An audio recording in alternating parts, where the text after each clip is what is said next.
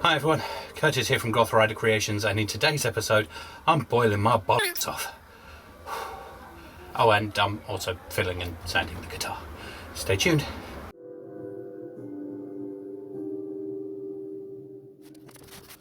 So here we go again. Another guitar, another load of sanding. So this is actually me going back in time. This is literally where I left off from the end of the last episode. I figured I'd just spend another couple of hours in the workshop and get cracking, really.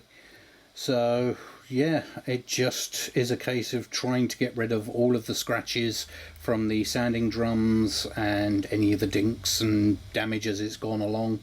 I prefer to hand sand wherever possible. Obviously in the flat areas I quite like the random orbital sander, but yeah, on these sides, especially with these curves, you can't really use it, so it's always hand sanding all the way, really. If I'd thought ahead I might have used the less coarse drum afterwards, but hey ho. And here it's just a case of getting that back plate organised. It did look a bit skew-if to me. I wasn't 100% happy, and obviously the hardware isn't 100%, so I literally just pulled out all the screws, realigned, readjusted, got it to a place where it was actually square with the back of the neck, and I was quite happy. And then traced around so I knew that it was 100% where it needed to be. So next is sorting out the humbuckers. I literally just did a tape line and measured across so I had the exact centre, and then I could use the holes, the mounting holes, as the other side of it. And then yeah, just put them in the hole and measured up. Thankfully the neck pickup was about 1 mil to the left too much, and the bridge pickup was about 2 mil too far to the left, so for a free-handed work I'm pretty happy with that. So yeah, it was just a case of marking out the positions and then working out exactly where I needed to fettle the edges. Thankfully the pockets were big enough. It was literally just a case of taking a little bit off of where the mounting points are to bring it across. And then it's the really tedious work, trying to organise all the little details. Now I didn't want to go too crazy with the transition from the back of the neck into the body, but it needed rounding off a tiny bit, so I literally just marked up a line I was happy with, made a little bit of a curve on the sides just so it looked nice enough, and then got the carbide rasp attachment out again and just gave it maybe a 10 degree, a 15 degree bevel at the absolute most. It really isn't crazy, it's just a little round over just to make it that much more comfortable.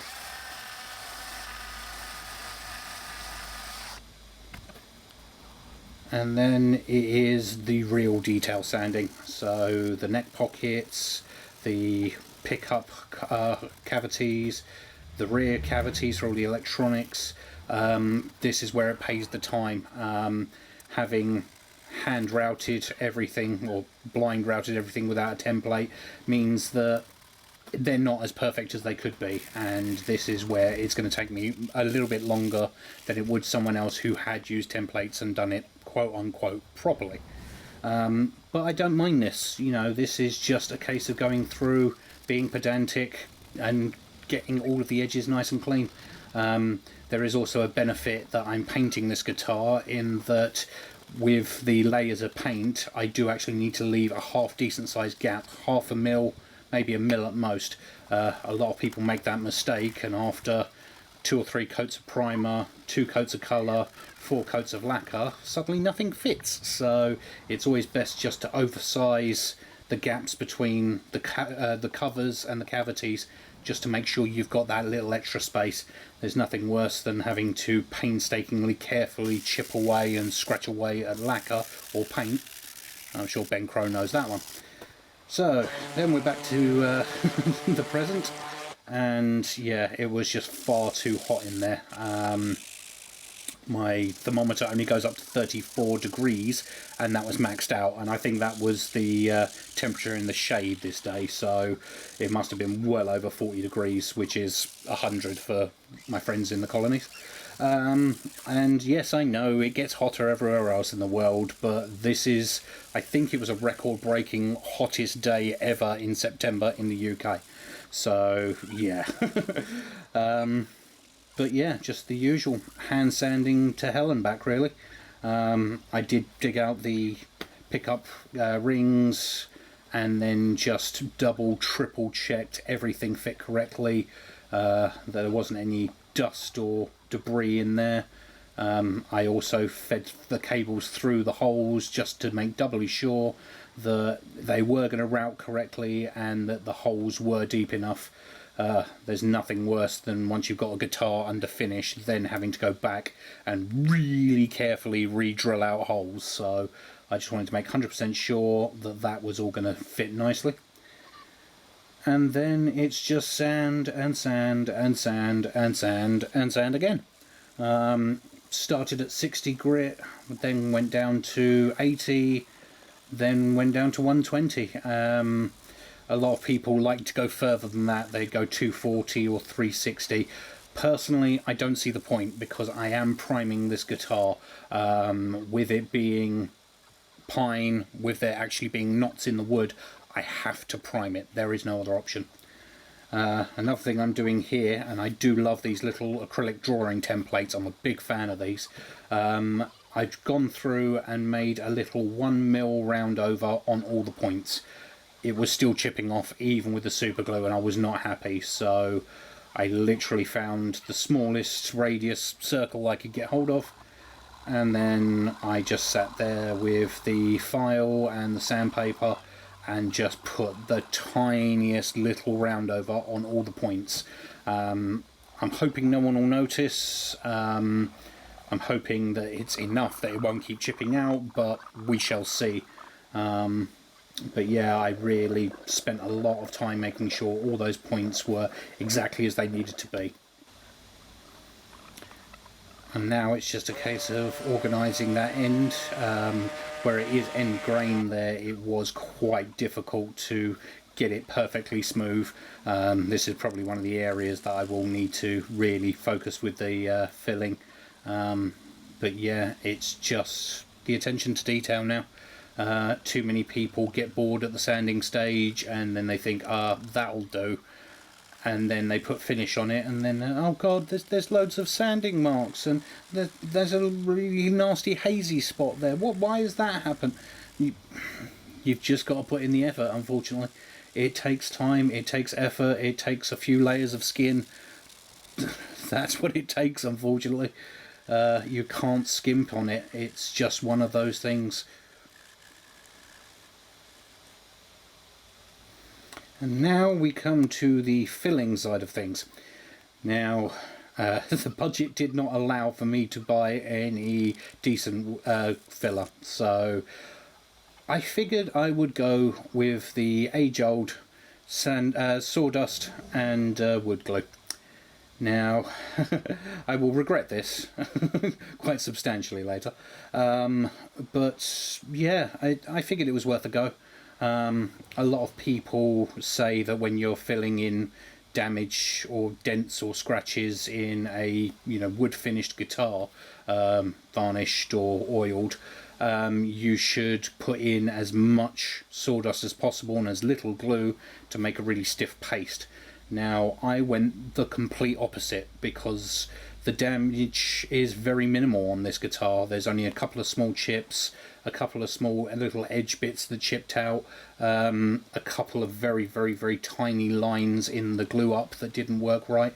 So this is more like a grain filler. So I kind of got it to the consistency of sort of thick pancake batter in a way. And then I figured I would just coat the entire guitar. I figured if there was any deep scratches on the sides from the sanding drums, this would take care of it. If there was any sort of dips or any scratch points on the top or the back, it would take care of that. I figured it was worth a go. I have used glue and sawdust before, but it's usually super glue because it's quick drying and you can sand it off.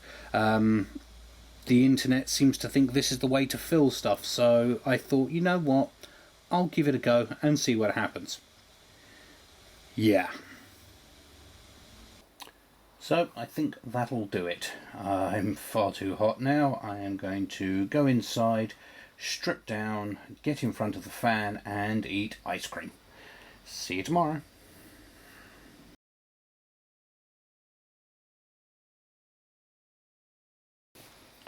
So we are back for day 2 and I'm in for a shock. That wood glue and sawdust, it's like concrete. It is unbelievable. It is just, it's a plain body. This stuff is just, it's coated it so thick and so badly. It's no good. I started with the 120 thinking it would be fine. I had to go straight back to the 40 grit just to try and make a dent in this stuff. It is awful. I cannot think of a worse way of filling wood than using wood glue and sawdust. I just can't do it unless you use, like, you know, marine grade epoxy or something. I cannot think of another way. It's awful.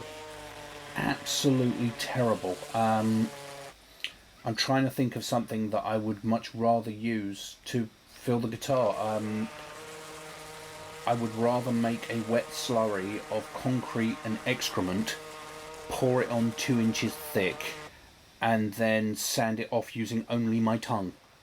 I would rather have a 3-way with Donald Trump and his toupee. I would rather spend my life trapped on a deserted island full of flat earthers trying desperately to teach them astrophysics.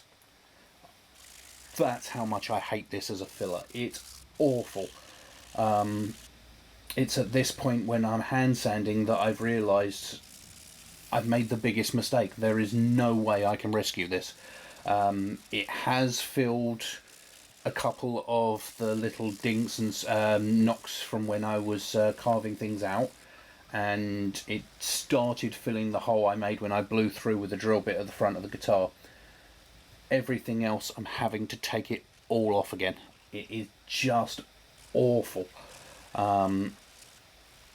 The random orbital helped to a point, but then it just started gumming up because the glue in the thicker parts was still slightly gummy. Complete and utter waste of time. If I hadn't have done that and just bought some filler, I would right now be prepping for paint. But instead, I am just laboriously having to try and take this awful stuff off of the guitar. Don't do it, people. Spend a little bit of money, even if it's a budget build, buy cheaper electronics and just get some filler, because this is painful. Yeah, I cannot express to you enough just how painfully awful this whole situation is. And then it's at this point that I realise that I just got to completely give up. So we drag out the rumbler. Mrs. Goth Rider said that that's what it sounds like. And yeah, just I looked through and tried to find the finest of the sanding sleeves for the drums. And then, yeah, just got to go to work, unfortunately. Start all the way from scratch, just rip all of this glue off till I get back to real wood. It's a real shame, it's a real pain, but you just got to do what you got to do. And if I'd left that stuff there, it just would have looked awful. There was no way of sanding it, there was no way of getting anything with it. Very, very disappointing. It's at this point that we're pretty much back to bare wood now. It's just tidying up the little details and having to go back round and reinstate the round over again. Bit of a pain. But then we finally come to a bit of progress, and that is with priming. Now, This is the point in the build where some people might consider me cheating, because I have to use this kind of primer because of it being knotted pine. If it was any other timber that wasn't resinous, it wouldn't be an issue. I would just bought a £2.50 can of primer from the pound shop, primed it a couple of times, ready for paint. Because of the knotted nature of this wood, it has to have a specific primer. If you don't, then the resin will actually seep through the knots, because that's where it is basically held in the wood, and then you will never get a good finish. It will always bleed through. I've known people that have had to grind them out. I've known people that have had to use God knows how many different types of chemicals. They've tried different paints. It doesn't work. You have to use a specific either knot sealer or a specific primer. Now, this stuff I'm using here is a can that I always keep in stock. I use it for decorating, I use it for furniture, I use it for everything, because it is one of the best primers you can buy. It will seal any kind of wood. It is a minor level grain filler, it is a minor level scratch filler, and it will stick to anything. So it is a really, really good quality product, and as I say, I always have it in my workshop. Now, I've not included it in the budget because I'm only using about 1/74th of the can. I spoke to Mrs. Goth Rider and she agreed. She said there's no point in adding that into the budget because it's like including the 12p's worth of wood glue I used, or the 78p's worth of sandpaper. You got to get to a point where it gets a bit silly. So if anyone thinks I'm cheating, then fair enough. I don't see this as a major issue. But now it's just a case of getting good coverage on there. 2 coats. Thankfully with the heat it dried almost instantly, so just whacked on with another coat, and then that's where I get as far as I can, to be honest. So that'll do it. The temperature is now down to 30 degrees now the sun's gone down, so I'm safe to come in for a little bit, and there we have it. It's a quick 2 coats of primer. It's nothing special, so I'm going to let that fully cure overnight, maybe another day, just make sure that's ready for sanding. I will probably sand most of it off, to be fair. That's more of a guide coat, so I can actually sort of see if there are any deep scratches or any sort of filling bits that I've missed.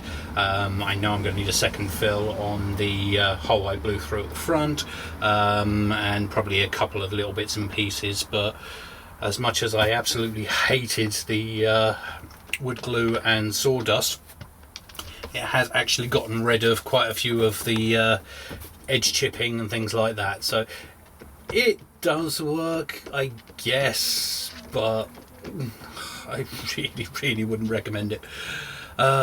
So yes, on the next episode I will break out some real filler. I know of some cheap stuff that I can get that will work absolutely fine for this, and should just about keep me within the budget.